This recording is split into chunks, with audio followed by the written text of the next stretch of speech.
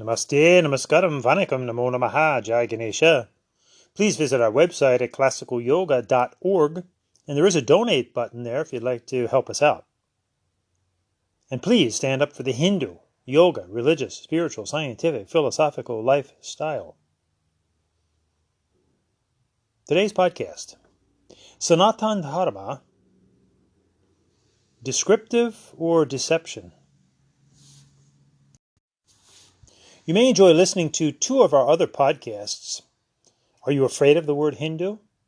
And also, are we Hindus?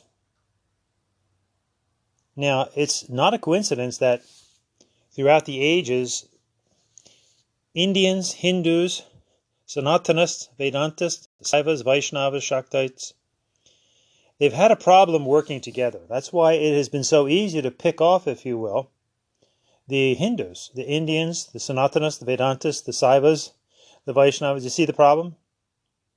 Here's an interesting experiment. If you're giving a lecture somewhere, or you're in a room with a group of other people, don't know what to say at this point, and simply ask the question, how many Hindus in the room? And of course, you'll quickly raise your hand, but see how quickly others raise their hand. As one may say, no, I'm not a Hindu. I'm a Sanatanist. No, I'm a Vedantist. No, I'm a Saiva. No, I'm a Vaishnava. No, I'm a Shaktite. No, I'm a Hare Krishna. I don't have a religion. I just follow a lifestyle. Is this not the MO of the invaders, divide and conquer? We've done this to ourselves, unfortunately. Unless one chooses to continue this disunity, we need to, at some point, learn to come together as a united Hindu family. Look, for example, at Christianity and Islam. These are the two youngest religions of the world, yet the most populated. Because, yes, of course, there are sectarian divisions, but when push comes to shove, all Christians know they're Christians. All Muslims know that they are Muslims. They follow the religion of Islam. Christians follow Christianity. Not so with these people. Again, it's very difficult. If someone balks at the word Hindu, if you call them a Hindu, they may not like it. However, is not Hindu the most recognizable word to identify who we are? Remember, two sets of three. India is the country, Indian is the ethnicity and or nationality, and Hindu is the religion. And again, many Hindus balk at the word religion, but this is the common English term used to describe the various traditions of the world. And it is the word that is used when we incorporate. It is the word used when one files a religious discrimination suit. So, with clarity, we can use the word religion. Of course, as Hindus, Dharma is a more appropriate word for us. But let's look at this word Hindu. It is really not a foreign word. Hindu, whether you use the H or not, it really makes no difference in the meaning. For example, many Hindus say Shiva, others say Siva, some say Shanti, some say Santi, some say Shakti, others say Sakti. So too, Hindu, it does not change the meaning. And here's something a little bit humorous, if you will, in reverse. Latin-speaking people, because they do not pronounce the letter H, when they see Hindu, they say Indo. Interesting. So is not Indu an original homeland, the Indus River Valley? But let's look at this word Indu or Hindu. And Indu, first and foremost, means moon. So in that sense, it's not a geographical term at all. It's referencing the moon, Chandra. But if you look it up, Indu also is referring to the river Indus, or Sarid, the river. It also is reference to Bindu, which is the mark of a Hindu. And Soma, which is the inner nectar of bliss, or Ananda, which is descriptive of our inner essence, which we Hindus call the Atmana, Satchit Ananda. So this is a beautiful word. Hindu. Chandra, Sarid, Bindu, Soma. Moon, river. The Bindu is the drop, and the Soma is the nectar. And as far as Bindu goes, what is it? It's the red dot of the rising sun.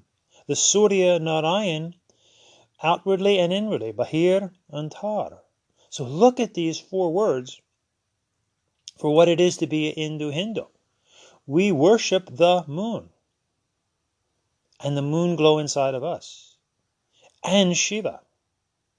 We worship the rivers. We worship the river of spirituality that flows within us, the inner light, like Diwali, the row of lights. Also the Matajis, the mother and the river, always equated, Gangama. And we put on the Bindi, the red dot, the Bindu, which is symbolic of worshiping the outer sun and the inner sun, or Surya Narayan. So here we have the three sampradayas, Shiva, Shakti, Vaishnava. Saivism, Shaktiism, Vaishnavism. Saivite, Vaishnavite, Shaktite. And Soma reminds us, Tattvamasi, of who we are. We are that inner nectar of bliss, Satchit Ananda. Love, light, and energy. Oh, this are we with emotions, mind, and body. And for those who say one does not find the word Hindu, well, Hindu is right there in the Rig Veda. Hindu or Hindu, Samudra Iddayarti Vayu Bhir. Fellow Hindu or Hindus, with the support of the breath, Bhir, Vayu, grab a hold of the Yarti of the cosmic ocean within, Samudra. Hindu Samudra Iddayarti Vayu Bhir. And apparently the rishis there, the Vipras, the poets, the Kavis, they also refer to themselves as Bindus. For we read, Puram Bindu Vajri Purush Tutaha. Ancient Bindu, Hindu, soulful warrior, finding our youthful, loving warrior spirit as we join together in the army, if you will, of Hindu Dharma. So, this Hindu word refers to the moon, and it obviously became the name for a geographical location, the Indus River Valley, the valley of the Hindus, thus becomes the people and their practices. But it's also a cosmological term. There is a constellation, Indus. It's a beautiful word, Hindu, a constellation, the moon, the river, the Bindi, the Soma nectar within, the Indus River Valley, the people, the practices. What a wonderful word, Hindu. And of course, this is the word that we are most recognized by. So just think of the ramifications of trying to eradicate the word Hindu. Wow. Would have to be stricken from all the textbooks. We would no longer be invited into religious conferences, interfaith conferences, where they're talking about Hindu, Buddhist, Jain, Sikh, Christian, Jewish, Muslim. All of our incorporations would have to be changed into what? Religious, instead of religious organizations as Hindus, we'd be something else. Just dividing and dividing and dividing, with disastrous results. So this Hindu word is really nothing new. Actually, you can find it in the Rig Veda. You can find it in the Agamas, in the Saiva Agamas and the Brihaspati Agama. And the Agamas go back 2,000 years. So, for example, in Brihaspati Agama, it says, Himalayam Samarabhya Yavat Indu Sarovaram Tam Deva Nirmittam Desam Hindustanam Prachaksate. From the Himalayas to the Bindu Sarovara, created by the Devas, This is called Indo-Hindu. So the whole of the subcontinent was considered Indo-Hindu, from the Himalayas to the Bindu Sarovara, all the way down to Cape Comorin at the very tip. And in the Avesta, which goes back to 1500 BCE, this was the precursor to Judaism. In the Avesta, you read the word Hapta Hindu. And it's very interesting that the Zoroastrians or the Parsis, they have found their home in India. In 700 BCE, the Qin dynasty referred to the Indus. So Indo-Hindu, it really by implication is the first word that we are recognized by. Now if we look to written words, actually the first written word is Ritta, Ritvijam, victory to Bhume Mata. Ritta, order, is actually synonymous with the next word to come, which was Dharma. And we first encounter Daryoha, or Dharma, in Rig Veda 1.7.2, Indra id Daryoha. Indra is Dharma. Remember, Indra was the chief of the Devatas. So next to Agni, there are more slokas to Indra in the Vedas. Now certainly the Vedas can be looked at as Vedic Dharma. And then obviously the entire lifestyle of these people, the Hindus, was yoga. Not the yoga of today, which has sadly been totally distorted. And again, the MO of the invaders, divide and conquer, which many Indians, Hindus, have actually joined in creating this massive spurious yoga movement.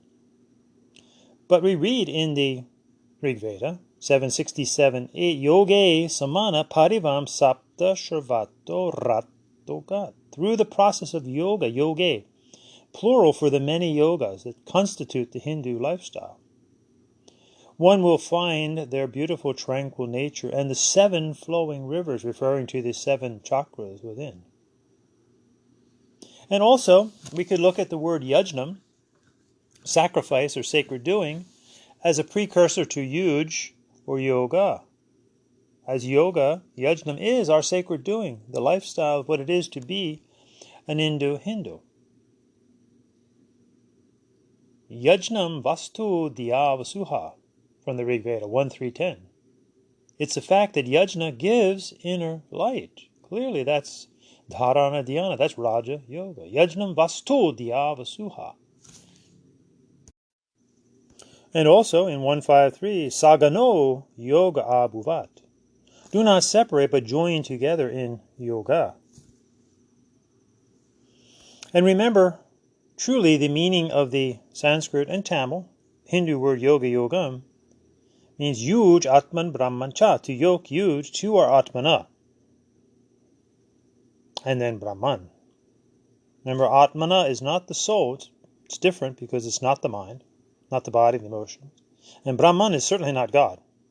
That's a word that we should not be using as Hindus. Brahman is the neuter term for the greater forces of what is the atmana, Sat Chit Ananda, Jyoti Shakti Ananda Shanti. And our goal, of course, is to realize our atmana, atmadarshana paramo dharma. Hence in the Vedas, again, 1.10.10, vidma hitva sahasras atman. Give us this wisdom of atmadarshana. So remember, India is a country, Indian is a nationality and or ethnicity, and Hindu is the religion. And as Hindus, we are Hindus, we do yoga, all of it, to reach Atmana. This can bring us together as a united Hindu family. So, Indo-Hindu, by implication, the first word, and the word we are most recognized by. Then Ritta, then Dharma, and we could say Vedic Dharma, Yoga Dharma, and then later comes this controversial word today, Sanatan Dharma. In Rig Veda 9, it mentions eternal laws, but this word was really not popularly used until the Bhagavad Gita, much later, and the Ramayana. Now let's look at these two words, Sanatan Dharma. And there is a current controversy. There has been a controversy, but it's more public now, where a politician and film producer from Tamil Nadu, Udayanidi Stalin, has made the bold statement that we need to eradicate Sanatan Dharma. Why did he say that? Because in Tamil Nadu, Sanatan Dharma is often seen as simply a hierarchical term, a caste term. Remember, Hindus, there's another word that we should never, ever have hung on to. We seem to hold on to the wrong thing, caste, God, Lord, and let go of the good things. We let our sacred yogas go, and we let people abuse Ayurveda and all of our Sanskrit Hindu terms and concepts, where they become almost meaningless now. So, let's look at the word dharma. Dharma comes from the Sanskrit root dri, meaning to hold. So ideally, dharma is simply and profoundly just trying to understand some basic laws of life, and that's a good thing. What's holding us together? What's holding life together? This is really science.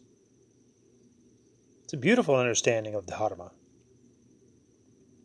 Actually, this is really analogous to the original meaning of religion, religio, or relegare, which simply and profoundly meant to link or to bind, same thing, trying to understand what links or binds us together. And of course, there's the spirit element there, but it's about understanding, certainly with dharma, the material world, as well as the inner spirit world, spirit realm, dharma. So that's why we have the various dharmas or life stages, such as the student and the family, the retired, the renunciate, brahmacharya, grihastha, vanaprastha, sannyas. That's why we have the recognition of a person's personal aspirations, if you will, the sva-dharma. And then again, going through these natural four stages of life, which we look at as ashrams, a metaphor for different houses, if you will, that we live in as we go from brahmacharya, grihastha, vanaprastha, sannyas, ashrama dharma. And then we understand the natural classifications in society that make societies work. This obviously became perverted into the rigid hierarchical caste system, but we Hindus recognize it as the Varna system, and it's in all societies. It's just the recognition of the natural inclinations of people, the way they think, the tone of their mind. Hence we use the word varna, which means tone, the way one thinks. Some people love to do craftsmanship, work with their hands, do physical labor. These became the Sudras. Many people just love doing business. Watch today how people often love just counting money. Or, well, it's not physical money anymore in many ways. But look at the fascination with business and making deals. These became the Vaishyas. And then all societies need their protectors, their police, their military, their EMTs, their firefighters. These became the warriors, the Kshatriyas. And then all societies have their educators, their teachers. These are the Brahmins, not Brahma. So this is a natural classification that we find in all societies. To make them work, we need all four. And we have a beautiful understanding in Hinduism to help debunk the rigidity of the caste system, is that to a certain degree we all do all four of these. This is the Purusha Sukta. We all should do some labor. We shouldn't have had to, cut the grass, clean the house, scrub the floors. And we all have to take care of the business of our life. And to one degree or another, we should be protecting, certainly ourselves and our loved ones. That's our warrior spirit, Kshatriya. And we need to educate ourselves and obviously educate others if we're able to. This is the Brahman.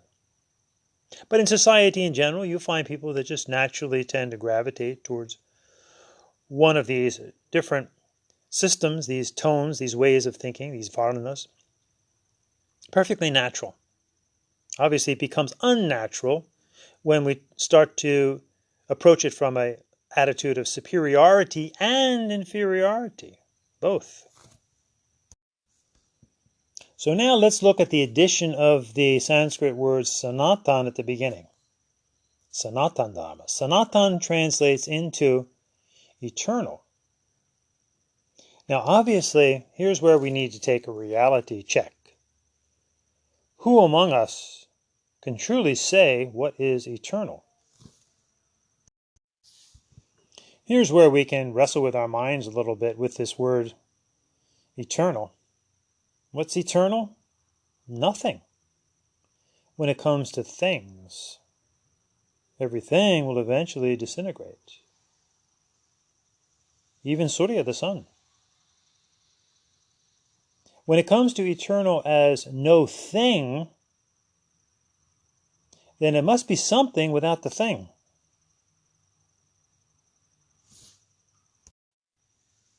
And when it comes to eternal as a universal something, and obviously here's where we run into problems. So Sanatan Dharma as quote-unquote eternal laws, that's okay. In other words, we're basically just trying to seek an understanding of things that seem to work. Scientific laws that seem to work. Laws of living that seem to work. Societal laws that seem to work. Personal laws that seem to work to keep our act together, to help hold us together as individuals, as families, as societies. Sanatan Dharma in that sense is okay. However, when we use Sanatan Dharma as an eternal way, obviously this is specific. Sanskrit is a specific language. Now we've tripped over the line. We've become actually the fundamentalist universalist. For then, Sanatan Dharma is often defined as universal. Again, here's where we trip over into the extremism of the fundamentalist universalist mindset. So here's where our simple acronym, the NAT principle, N-A-T, can really help to clarify. Meaning that one's religion is not no way or always, which actually means the same thing. And it's not the way, but a center balance of a way. So the way people, obviously those are the pure, if you will, fundamentalists who think they have the only way and every other way is false or evil. The other extreme, however, is the no-way, or the all-way people. Many Hindus fall into this category when they misuse the term Sanatan Dharma, meaning it's no specific way, it's a universal way, it's for everybody. You see the fundamentalism there? Remember, the word Catholic also means universal. So when one uses Sanatan Dharma as the eternal way or the universal way, this is simply the other extreme of the pure fundamentalist.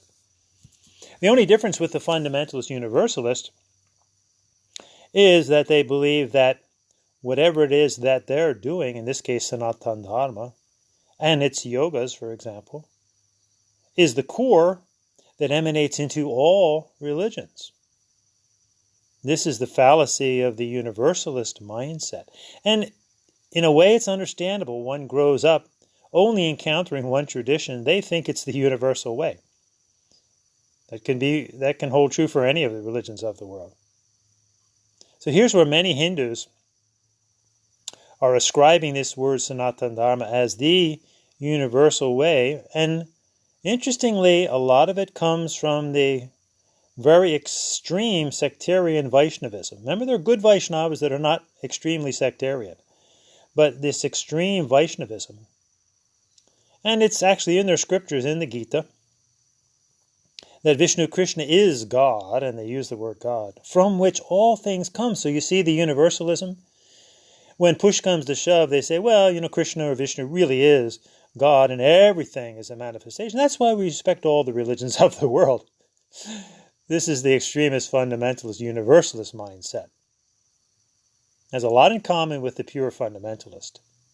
But hopefully as we live and experience, and that's why it may take many lifetimes, we may finally reach a balance in the middle, a sattvic equilibrium, where we realize that our tradition, which again, we use the English word religion, our religious tradition is a way. It's the way for you, of course.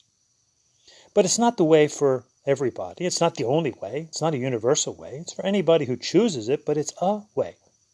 A way to understand this principle is simply look at your spouse, your children, for example. So you have a spouse, and your spouse is your one and only one, the person for you. But it's not the person for everybody, is it? So the Nat principle is a beautiful understanding of trying to find this balance between the two extremes of the fundamentalist and the fundamentalist universalist. This, I believe, is what Sri Stalin meant when he said eradicate Sanatan Dharma. And as far as that goes, I'm all for that, eradicating any sectarian divisions that are extreme. Remember, we're a Saiva, Vaishnava, Shakta Hindu family. But when any individual or group tries to make any one of these sampradayas the one from which everything else comes, then they've tripped over the line, and that really needs to be eradicated. But we can keep Sanatan Dharma beautifully as quote-unquote eternal laws, just trying to figure out some basic principles of life that we as Hindus address and express in a very specific manner, whether we're Saivas, Vaishnavas, or Shaktites.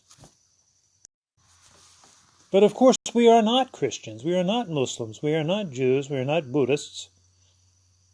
And this is just simply a rational understanding of life itself. Just look at the different professions of the world. If you're a carpenter or a baker, you're not a doctor, you're not a lawyer. No problem with doctors or lawyers or bakers or carpenters.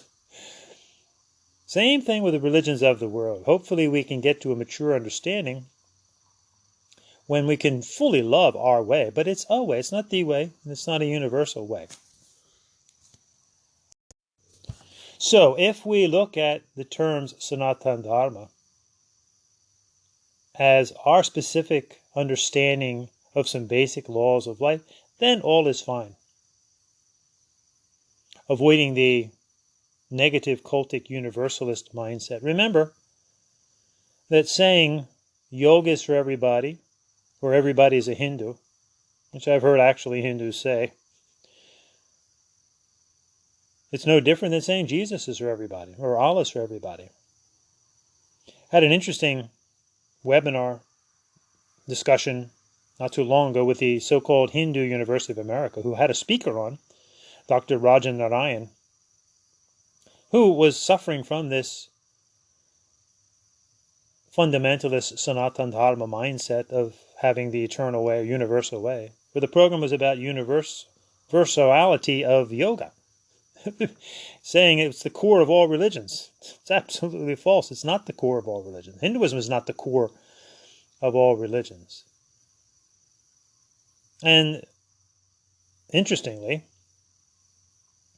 so typical of the weak Hindu, the Hindu University of America never challenged this notion that yoga is a universal thing that is the core of all religions.